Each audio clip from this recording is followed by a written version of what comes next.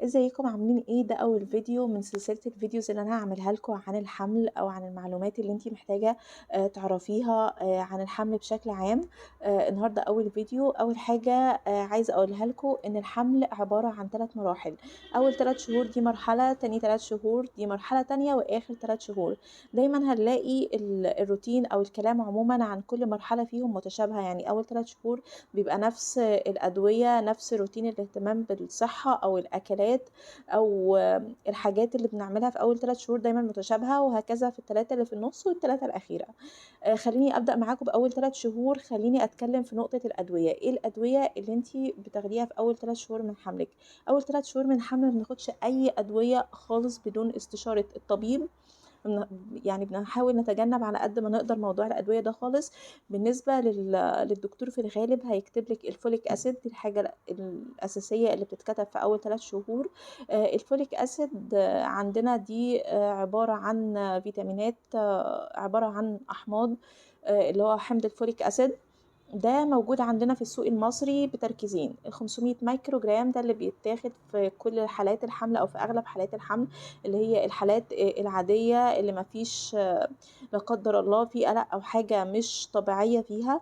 اما بالنسبة للنوع التاني اللي هو تركيز 5 مللي جرام، ده 10 اضعاف النوع الاول. النوع التاني ده بيتاخد امتى؟ بيتاخد لو في اي قلق من ان يحصل تشوهات للجنين في الجهاز العصبي. الام نفسها لو عندها اي مشكله في الجهاز العصبي فبنديها لها احتياطي خوفا من انها تتنقل للجنين، او لا قدر الله حصلت قبل كده تاريخ عند الام ان كان في تشوه قبل كده في الاجنه، او جابت اطفال مصابين بتشوهات، او في العيله اي تاريخ مرضي، بناخد التركيز الاعلى. اما في الحالات العاديه بناخد تركيز العادي اللي هو 500 مايكرو جرام. بيعمل ايه الفوليك اسيد ده؟ بيساعد على اكتمال نمو الجهاز العصبي للجنين. ضروري في حالات نقص فيتامين بي 12 اللي هو مهم جدا للام الحامل، علشان ما يحصلش انيميا، وعلشان بعد كده ما يبقاش الطفل عنده اي مشكله في الجهاز العصبي، وكمان الطفل بيحمي الطفل كمان من حدوث انيميا. فمهم جدا الفوليك اسيد ده. مفيش حامل ما بتاخدوش في الشهور ال3 شهور الاولى. ده مهم جدا واساسي جدا ان احنا نلتزم بيه. اي ادويه تانية، مفيش اي ادويه تانية ضروريه. حتى المثبت ناس كتير بتيجي الصيدليه زعلانه ان الدكتور رافض يكتب لها مثبت، او مثلا تفتكر ان الدكتور ده مش شاطر، ده مرضاش يكتب لي مثبت اول 3 شهور. المثبت مش حاجه اساسيه خالص. المثبت بناخده في الحالات الغير طبيعيه.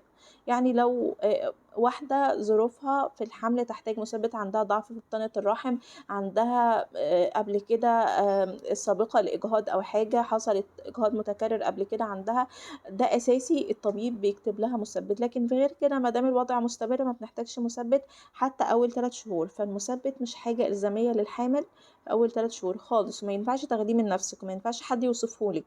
ولو الدكتور قالك إن أنت حالتك مش محتاجة مثبت فخلاص مش محتاجة، لكن بشكل أساسي هناخد الفوليك اسيد ده. مفيش واحدة حامل ما بتاخدوش او ما بتمشيش عليه. ده بالنسبة للأدوية. طيب ما بناخدش فيتامينز يا دكتور؟ ما بناخدش اي فيتامينات خلال ال3 شهور الاولى بخلاف الفوليك اسيد. الفيتامينز بتبدأ معانا من تاني من المرحلة اللي في النص، اللي هي الشهر الرابع، بداية الشهر الرابع بعد ما نكون خلصنا اول 3 شهور على خير ان شاء الله. وده الجزء الخاص بالأدوية خلال اول 3 شهور.